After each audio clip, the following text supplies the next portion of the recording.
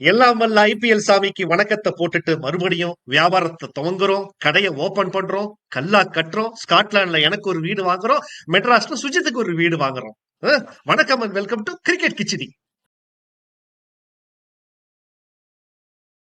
அதாவது ஐபிஎல் வந்துட்டா அம்பானி, சீனிவாசன், ஓனர்ஸ் எல்லாம் நிறைய சம்பாதிக்கிறதுக்கு பிளான் போடுறாங்களோ இல்லையோ, நம்மள மாதிரி யூடியூபர்ஸ் எல்லாம் ரெகுலரா வீடியோ போட்டு அடுத்த ஐபிஎல் ஆக்ஷன்ல ஒரு டீமையே வாங்கிடணும்ன்ற அளவுக்கு பேராசைப்படுறோம். ஆனா வீடியோஸும் சரி, நாமளும் சரி அன்சோல்டா தான் போகிறோம். அந்த மாதிரி ஆகாம இந்த தடவை நம்ம ரெண்டு பேருமே ஒரு இம்பாக்ட் பிளேயரா வந்து இம்பாக்ட் கிரியேட் பண்ணுவோம் அப்படின்னு நினைக்கிறோம். பார்ப்போம். மூக்கு புடப்பா இருந்தா சில நேரத்துல இப்படி எல்லாம் யோசிக்க தோணும் கொஞ்சம். சிறப்பு சிறப்பு.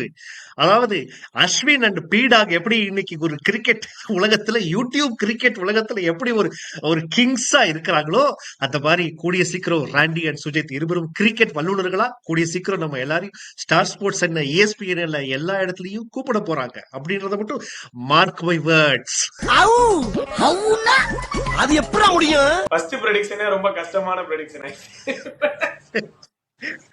Okay, IPL the festival of cricket once again starting in India. பிரமாதமா ஸ்டார்ட் ஆக போகுது. நண்பர்கள் எதிரிகளாக போறாங்க, எதிரிகள் நண்பர்களாக போறாங்க. பாய் ஃப்ரெண்ட் கேர்ள் ஃப்ரெண்டுக்குள்ள பிரேக்கப் நடக்க போகுதா இல்லையா, எல்லாமே நடக்கும் அடுத்த 2 மாசம். ஸோ ஏப்ரல் 9 வரைக்கும் தான் இப்போ ஷெட்யூல் அனௌன்ஸ் பண்ணியிருக்கிறாங்க. நடுவுல எலெக்ஷன் அப்படின்ற ஃபெஸ்டிவல் ஆஃப் டெமோக்ரஸி உள்ள வந்ததுனால ஏப்ரல் 9 மேல எல்லாரும் பொட்டியை கட்டிட்டு எந்த ஊருக்கு போறோம்னு இது வரைக்கும் தெரியல. ஆமா, எனக்கு தெரிஞ்சு ஏதாவது துபாய் போறாங்க, சவுத் ஆப்பிரிக்கா போறாங்க அப்படின்ற மாதிரி சொல்றாங்க. எனக்கு தெரிஞ்சு இந்த 2 கண்ட்ரில எங்கேயாவது ஒண்ணுதான் நடக்கும்னு நினைக்கிறேன். அது அப்புறமா பார்ப்போம். இது வந்து ஃபெஸ்டிவல் ஆஃப் டெமோக்ரஸியா தெரியல, கொஸ்டின் ஆஃப் டெமோக்ரஸியா இருக்கு. அது ஒரு பக்கம் இருக்கட்டும், பார்ப்போம். ரைட். சோ ஃபர்ஸ்ட் மேட்ச் எல்லாரும் எதிர்பார்க்கிற ஒரு மேட்ச் தான். பட் ஆனா அந்த ஷெட்யூல்ல வந்து முதல் மேட்ச்ல இருந்தே அடிச்சுக்கிட்டு சாவுங்கடா அப்படின்னு ஐபிஎல் காரன் கமிட்டியா பிளான் பண்ணி போட்ட மாதிரியான ஒரு மேட்ச் சிஎஸ்கே வெர்சஸ் ஆர்சிபி. அதுதான் நடக்க போற ஃபர்ஸ்ட் மேட்ச்.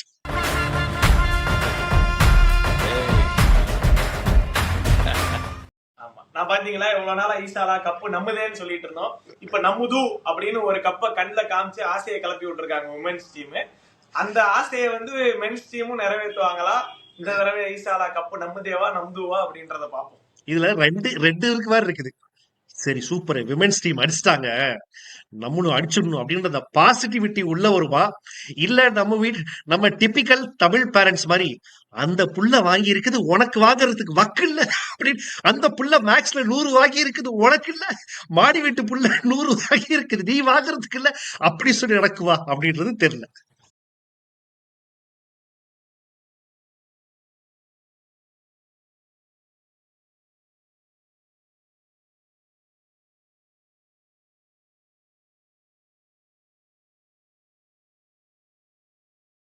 அதாவது இந்தியாவில யார் யாரெல்லாம் பெரிய பெரிய கேப்டனா இருந்தாங்களோ, MS தோனி, ரோஹித் சர்மா, விராட் கோலி அப்படின்னு இப்ப யாருமே நீங்களாம் கேப்டன் இல்லப்பா, உங்களுக்கு டேர்ம் முடிஞ்சு போச்சு, நீங்க வந்து அணியில பிளேயரா மட்டும் ஆடுங்க, அதுவும் நீங்க நல்ல ஃபார்ம்ல இருந்தீங்கன்னா நாங்க ஆட வைக்கிறோமான்னு பாப்போம் அப்படின்னு ஃபியூச்சர் கேப்டன்ஸ் எல்லாம் உள்ள இறங்கியிருக்காங்க.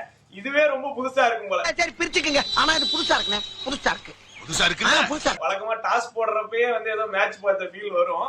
இப்ப இந்த 3 பேரும் டாஸ் போடுறதுக்கு வரமாட்டாங்க அப்படின்றதே வந்து வாவ், நம்ம சைல்ட்ஹுட் முடிய போகுது. அது ஆல்ரெடி முடிஞ்சிருச்சு, இருந்தாலும் அபிஷியலா மொத்தமா முடிஞ்சிருச்சு அப்படின்றது இப்பதான் தெரியுது. ஏய் உன்னதான்டா என்ன பீலிங்கா இல்ல பீலிங்கான்னு கேக்குறேன். எனக்கு தான்டா பீலிங்கி போடா. தோனி வந்து அந்த ட்வீட் போட்டதுல கம்மிங் வித் நியூ ரோல்னு போட்டது ஏதோ நான் கூட ஆடுன்னு நினைச்சேன். ஆனா தலைவன் அப்பயே சூசகமா வச்சுட்டான் அப்படின்றது மட்டும் நல்லாவே தெரியுது. எனக்கு தெரிஞ்ச ஒரு சிஎஸ்கே ஃபேனாக, தோனி பத்தின ஒரு அனலைசராக நான் தெரிஞ்ச வரைக்கும் எனக்கு தெரிஞ்சதுன்னா மேபி தோனி அந்த இம்பாக்ட் பிளேயர் அப்படின்ற அந்த ட்ரம் கார்டை தான் அவருக்கு யூஸ் பண்ணிப்பாரோன்னு நான் கெஸ் பண்றேன். உன்னோட பார்வை என்ன? இல்ல, எனக்கு என்னமோ வந்து விக்கெட் கீப்பிங் பண்ணி பின்னாடி இருந்து ருத்ராஜ கைட் பண்றதுக்காக தான் இந்த லாஸ்ட் சீசன்ல அப்படி வராரோன்னு தோணுது. பட் மேபி ஃபர்ஸ்ட் அதை ட்ரை பண்ணிட்டு நீ ப்ராப்ளம்ஸ் வேற இருக்குன்றாங்க, அதனால விக்கெட் கீப்பிங் பண்ண முடியலன்னா அந்த இம்பாக்ட் பிளேயரா வர்றது வந்து ஓகே தான். பட் அப்படி வந்தா யாரு விக்கெட் கீப்பரா வருவாங்க அப்படின்றதுல ஒரு டவுட் இருக்கு. முன்னையாவது டெவான் கான்வே இருந்தாரு அந்த கண்டென்ஷன்ல, இப்ப கான்வேயும் இன்ஜூர்டு அப்படின்றதுனால கொஞ்சம் கஷ்டம் அப்படின்னு தோணுது. ஏன்னா அந்த ஆரவல்லி அவினாஷ் அப்படின்ற பிளேயர் தான் வந்து அந்த விக்கெட் கீப்பர் பேட்டரா இவங்க பிக் பண்ணியிருக்கிறாங்க. ஒரு அண்டர் 19 அப்படின்ற மாதிரி கேள்விப்பட்டேன். ஆனா பேட்டரா ஒரு பிரமாதமான பேட்டர். விக்கெட் கீப்பிங் பத்தி என்ன நமக்கு தெரியல. தோனி அதெல்லாம் பண்ண மாட்டாப்ல. அந்த டெஸ்டிங் எல்லாம் வச்சு புதுசாலாம் நிச்சயமா பண்ண மாட்டாப்ல. அவரே தான் பண்ணிப்பாப்ல. மேபி அவர் ஃபீல்டிங் மட்டும் பண்ணிட்டு I think he will come as an only impact player. தேவைப்பட்டா மட்டும் தான் இம்பாக்ட் பிளேயரா வருவாருன்னு எனக்கு தோணுது. அவ்வளவுதான், தேவைப்பட்டா மட்டும். இல்ல எனக்கு என்னமோ அவர் கைட் பண்றதுக்காக தான் இருக்காருன்னு தோணுது. இனிஷியலா அந்த எக்ஸ்பெரிமெண்ட் பண்ண மாட்டாங்க. கீப்பராகவும் விளையாடுவாரு, கேப்டன் கிட்டத்தட்ட ஒரு கேப்டன்சி கைடு மாதிரி பின்னாடி இருந்து பண்ணி இப்படிதான் ஜட்டுவை ட்ரை பண்ணாங்க இடையில. ஒர்க் அவுட் ஆகல, அது ஒர்க் செல்ஃப் அவுட் எடுக்கல. ஆகல. இது கண்டிப்பா ஒர்க் அவுட் ஆகியே ஆகணும். ஏன்னா இது ப்ராபப்ளி லாஸ்ட் சீசன் அப்படின்னு நம்புறோம். சீசன் Definitely அப்படின்னு நான் நம்புறோம். சொல்லலைன்னா ஏன்னா ஒரு மனுஷன் பீக்ல இருக்கிறப்பவே ரிட்டையர்ட் ஆகி போயிடுவார் அப்படின்னு தான் எல்லாரும் நினைச்சோம். ஆனா அந்த மனுஷன் அதையும் பண்ணல. இல்ல அடுத்த வருஷம் வர. But I think that's is plan. ஒரு மாதிரி மென்டர் கோச்சா வந்துட்டு இந்த வருஷம் கொஞ்சம் ஸ்டெப் பேக் பண்ணி தான் அவரோட பிளான் அதுவா தான் இருக்கும் நினைக்கிறேன். ஒரு ஸ்டெப் பின்னாடி எடுத்துட்டு மத்தவங்களுக்கு எல்லாருக்கும் வாய்ப்பு கொடுத்து, நம்ம போன வருஷம் திட்டுவோம்ல, அவனை இறக்குடா, இவனை இறக்குடா, அவனை இறக்குடா, அந்த மாதிரியான விஷயங்கள்லாம் மேபி இந்த வருஷம் நடக்கலாம் அப்படின்னு நம்புறோம். ஆமா ஆமா சிஎஸ்கே பொறுத்த வரைக்கும் இப்ப அணி அந்த டீம் கம்போசிஷன் அப்படின்னு நம்ம ஃபர்ஸ்ட் பாத்துருவோம். சிஎஸ்கே பொறுத்த வரைக்கும் ஐ திங்க் நோ ப்ராப்ளம் டீமா தான் இருக்குது சோஃபார். ஏன்னா டெவான் கான்வே இல்லைன்னா கூட அங்க ரச்சின் ரவீந்திரா அப்படின்ற ஒரு ஆளை இறக்கி அவங்க ஒரு spin option, left arm spinner ஒரு ஆப்ஷனையும் கையில வச்சிருக்காங்க. மொயின் அலி இல்லையா, டேரல் மிச்சல் ஆப்ஷனையும் கையில வச்சிருக்காங்க. ஜட்டு ஆல்ரெடி அந்த ஆப்ஷன்ல இருக்கிறாப்ல. எனக்கு தெரிஞ்சு 20 ஓவர்ல 12 ஓவர் இவங்க 3 பேருக்குள்ளே போட்டுருவாங்க அப்படின்னு நான் நம்புறேன். மீதி இருக்கிற ஒரு இந்த இன்னொருத்தர் இருக்காரு தீக்ஷனா, அவரு ஒருத்தர் இருக்காப்ல. போன தடவை வந்து தீக்ஷனா தான் ஃபர்ஸ்ட் சாய்ஸ் ஸ்பின்னரா இருந்திருக்காரு. சோ இந்த தடவை அவர் இருக்கிறதுக்கு வாய்ப்பு இருக்கு.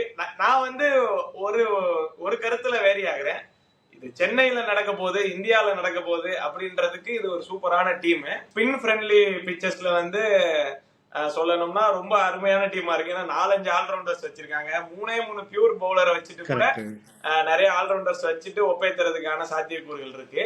அடுத்த மேட்ச் எங்க நடக்க போகுது அப்படின்றத வச்சுதான் எல்லா டீமுக்குமே அந்த ஐபிஎல் டிசைட் ஆகும் அப்படின்னு தோணுது. பட் அதுக்கெல்லாம் ரெடியா தான் இருப்பாங்க. பாப்போம், காம்பினேஷன்ஸ் இருக்கு. இப்ப என்னன்னா லெஃப்ட் ஆர்ம் ஸ்பின்னர் ஓவர்லோடடா இருக்கிற டீம் மாதிரி ஆயிடுச்சு கொஞ்சம். ஜடேஜா இருக்காரு, ரச்சின் ரவீந்திரா இருக்காரு, சாண்ட்னர் இருக்காரு. இதுல யார ஆட வைப்பாங்க? மோயின் அலி இப்ப வந்து ஃபார்முல இருக்காரா இல்லையா? டேரில் மிச்சலுக்கு வந்து அவரோட ரோல் எடுப்படுதா இல்லையா? இப்படி ரஹானே இன்னும் ஃபார்முல இருக்காரா இல்லையா? ஏன்னா ரஞ்சி ட்ரோஃபில மொத்தமா சேர்த்து 100 ரன் தான் அடிச்சாப்ல. சோ அது எல்லாமே ஒரு கேள்விக்குறியா தான் இருக்கு. இன்னொன்று தோனியோட பேட்டிங் ஃபார்ம் எப்படி இருக்க போகுது, அவரோட ஃபிட்னஸ் எப்படி இருக்க போகுது, ரச்சின் ரவீந்திரா அவரோட ஓப்பனிங்ல வந்து சோக் ஆகாம கரெக்டா விளையாடுவாரா? இது எல்லா கேள்விகளும் இருக்கு. பட் எப்போதுமே இதோட அதிகமான கேள்விகளோட தான் ஆரம்பிச்சிருக்காங்க. பட் பயங்கரமா பினிஷ் பண்ணிருக்காங்க. இந்த கேள்வி எல்லா டீமுக்கும் பரீட்சைக்கு போறதுக்கு முன்னாடி இருக்கிற எல்லாருக்கும் அந்த கொஸ்டினுக்கு நம்ம தப்பா எழுதிட்டா என்ன பண்றது ஒரு டவுட் இருக்கும். நல்லா படிக்கிற பையன் எல்லாம் ஒரு மாதிரி சுமாரா படிக்கிற அபவ் ஆவரேஜ் எல்லாம் எப்படியாச்சும் வச்சு மேனேஜ் பண்ணிடுவாங்கல்ல, அந்த மாதிரி இவன் ரொம்பவே நல்லா படிக்கிற பையன். அதனால எனக்கு தெரிஞ்சு இந்த இஷ்யூஸ் எல்லாம் அப்படியே சார்ட் அவுட் பண்ணிடுவாங்க டெஃபினட்டா. எனக்கு தெரிஞ்சு அஜிங்கிய ரஹானே எஸ் போன வருஷம் அதே ஃபார்முக்கு இந்த வருஷம் அவர் மாத்த மாட்டாரு. நோயிங் தோனி நிச்சயமா அஜிங்கிய ரஹானேவோட அந்த ஸ்லாட் எல்லாம் மாத்த மாட்டாப்ல.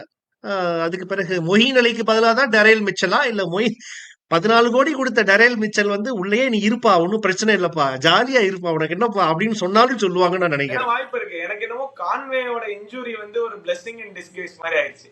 ஏன்னா மோயின் அலி ஆடாம ரச்சின் ரவீந்திரா வந்து ஆல்ரவுண்டர் பிளஸ் ஓபனரா அந்த ஸ்லாட் ஒர்க் அவுட் ஆயிடுச்சுன்னா கீழே வந்து யார வேணா ஆட வச்சுக்கலான்ற மாதிரி இருக்கு. பட் அது ஒர்க் அவுட் ஆகுதா இல்லையான்றது ஒரு கேள்வி. எனக்கு தெரிஞ்சு ரீசெண்டா விளையாண்ட எல்லா மேட்சஸ்லயும் பயங்கர ஃபார்ம்ல இருந்திருக்காது. அது ஒர்க் அவுட் ஆயிடுச்சுன்னா மோயின் அலிக்கு பதிலா டேரில் மிச்சல் விளையாண்டாலுமே வந்து டீம் பேலன்ஸ் அஃபெக்ட் ஆகுது.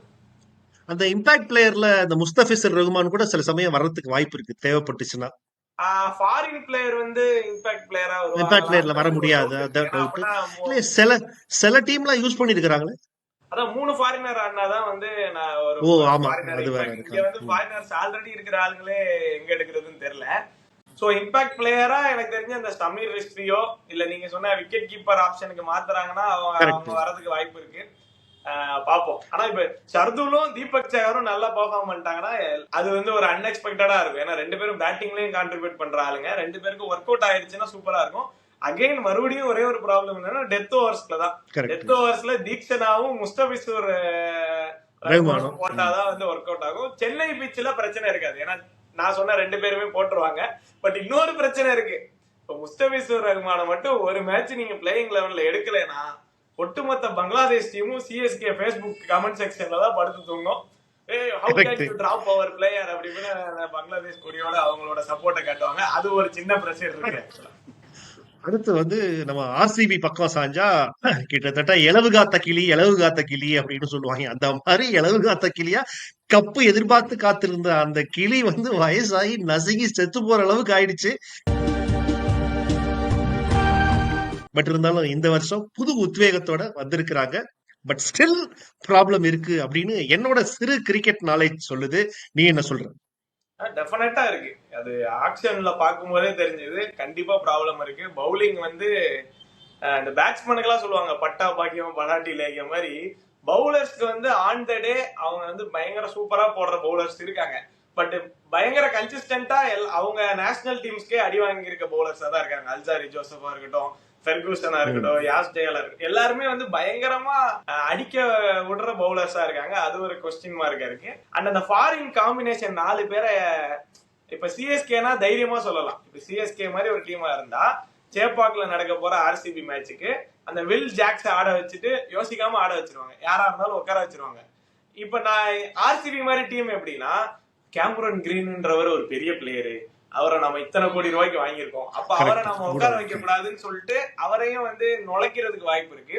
சோ அந்த காம்பினேஷன் இவங்க கரெக்டா பண்ணாங்க அப்படின்னா ஒரு நல்ல சான்ஸ் இருக்கு. இது இன்னமும் அந்த பெரிய அவங்க அந்த அசரங்காவை விட்டது ஒரு பெரிய தப்புன்னு நினைக்கிறேன். ஏன்னா அவங்களுக்கு அந்த லெக் ஸ்பின்னிங் ஆப்ஷனே இப்போ இல்லாம போயிடுச்சோ. ஒரு மாதிரி புதுசா தான் யாராவது கொண்டு வரணும், யாரும் தெரியாது. மக்கள் பெருசா அவங்களை அந்த அளவுக்கு டெரிஃபிக்கான ஆள்லாம் பயப்படுற ஆள்லாம் கிடையாதுல்ல. அதுக்கப்புறம் விட அவங்க யுஸ்வேந்திர சகல்ல விட்டதுதான் ரொம்ப பெரிய பிரச்சனை. அசரங்கா கூட ஒரு ஃபாரின் ஸ்லாட்ல அதுக்கேத்த இல்ல அதோட இம்பாக்ட் கிரியேட் பண்ற ஒரு ஆல்ரவுண்டரை வந்து எடுத்துக்கலாம். இப்ப எனக்கு தெரிஞ்சு வில் ஜாக்ஸ் எல்லாம் கூட நல்லா பெர்ஃபார்ம் பண்ணாருன்னா, அவர் பவுலிங்கும் நல்லா போடுறாரு, பவர் பிளேல பவுலிங்கும் ஓபன் பண்ணுவாரு, பேட்டிங்லயும் ஓபன் பண்ணுவாரு. ஆனா இந்தியன் பிச்சஸ்ல அவர் எடுப்படுதான்றது பாக்கணும்.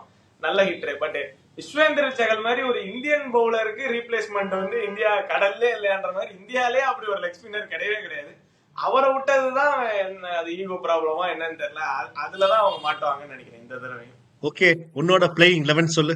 எனக்கு தெரிஞ்சு போன தடவை இருந்த காம்பினேஷன் படியே பார்த்தா ஓபனிங் வந்து வழக்கம் போல விராட் கோலியும் ஃபாஃப் டு பிளஸிஸ் தான் போக போறாங்க.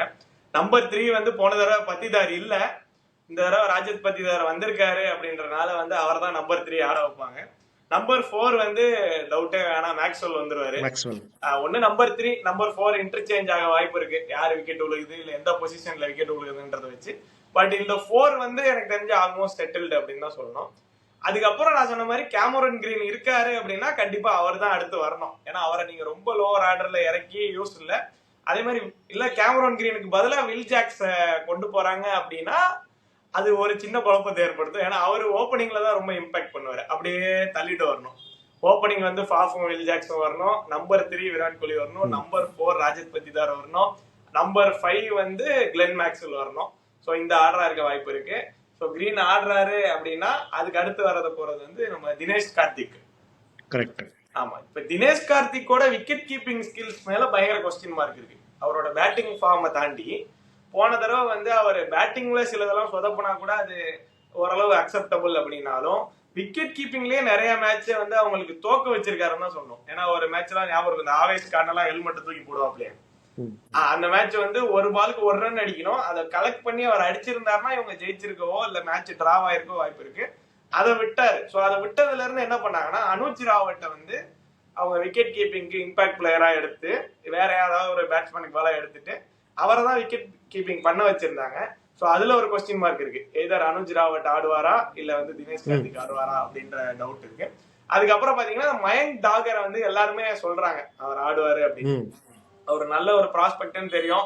விராட் கோலிக்கு அவர் ரொம்ப நாளாவே க்ளோஸ்ன்னு தெரியும். ஏன்னா அப்ப இந்த ஃபுட்பால் மேட்சஸ் எல்லாம் நடக்கும், இந்த Bollywood heroes versus cricket teams எல்லாம் நடந்த போதுல இருந்தே மயங்க் டாகர் வந்து இவருக்கு ரொம்ப க்ளோஸா இருந்திருக்காரு. அவரும் டொமஸ்டிக்ல நல்லாவே பெர்ஃபார்ம் பண்ணிட்டு இருக்காரு.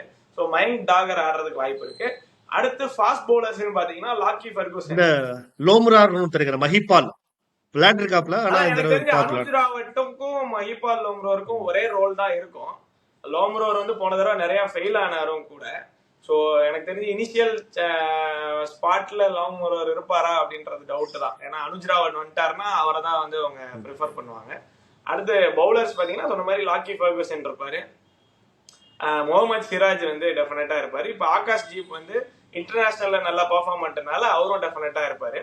அதுக்கு அடுத்துதான் யாரு இப்ப அல்சாரி ஜோசப்க்கு போறாங்களா இல்ல வேற யாராவது ப்ரிஃபர் பண்றாங்களா அப்படின்றது டவுட்டா தான். அவங்க மேபி டாஸ் வின் பண்றாங்களா இல்ல அதை பொறுத்துதான் அல்சாரியோ இல்ல அவங்கள யூஸ் பண்ணிப்பாங்க அப்படின்னு நினைக்கிறேன். ஏன்னா அவ்வளவு காசு கொடுத்து எடுத்திருக்காங்க. இல்ல அதான் அவங்களோட இப்ப அல்சாரி ஜோசப் ரீசெண்டா எதுவும் பேட்டிங் எல்லாம் பயங்கரமா ஆடுறாருன்னா ஓகே அவரை டீம்ல வச்சுக்கலாம். இல்லைன்னா ஒரு ப்ராப்பர் பவுலரிங் ஆளா மட்டும் அவரை யூஸ் பண்ணிட்டு போயிட்டு வாங்க அப்படின்னு சொல்லலாம். சரி, ஃபைனலா சேப்பாக்ல தானே நடக்குது. இங்க ஆமா யார் ஆமா. வின் பண்ணுவா? இப்போ சிஎஸ்கே vs ஆர்சிபி யார் வின் பண்ணுவா? உன்னோட பெட்ஸ் யார் மேல? இது வரைக்கும் ட்ராக் ரெக்கார்டு எடுத்து பார்த்தாலோ இல்ல ஸ்குவாட் யாருக்கு மேட்ச் ஆகுதுன்னு பார்த்தாலோ கண்டிப்பா சிஎஸ்கேக்கு தான் அப்பர் ஹேண்ட் இருக்கு. சிஎஸ்கே தான் வந்து ஜெயிக்கிறதுக்கான வாய்ப்பும் அதிகமா இருக்கு அப்படின்னு சொல்லலாம். ஏதாவது ஆன் டே யாராவது ஒன்னு ரெண்டு பேர் ஸ்பெஷலா ரொம்ப ஸ்பெஷலா ஏதாவது பண்ணாங்கன்னா ஆர்சிபிக்கு சான்ஸ் இருக்கு.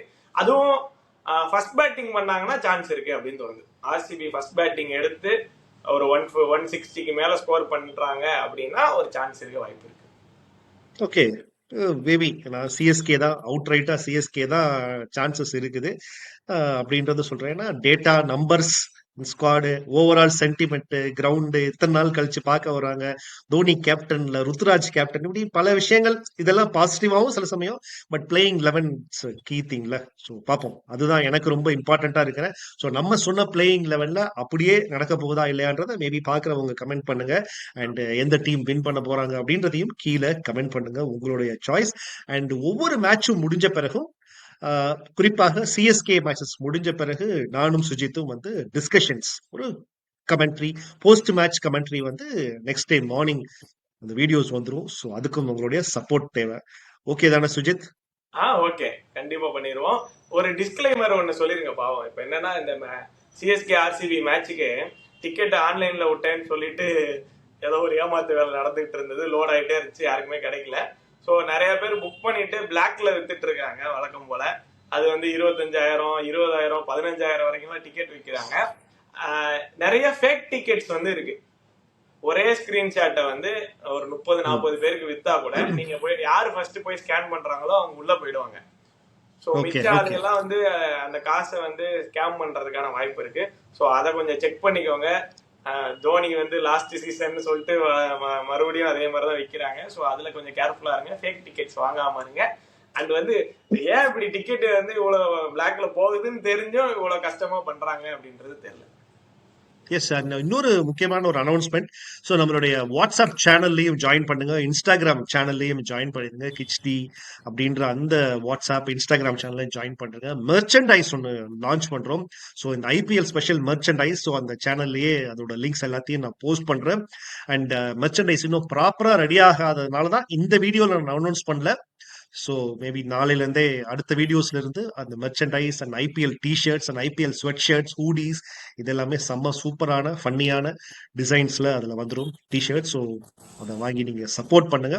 ஸோ குரூப்போட லிங்க் நான் டிஸ்கிரிப்ஷன்ல தரேன், மறக்காம கிளிக் பண்ணி ஜாயின் பண்ணுங்க.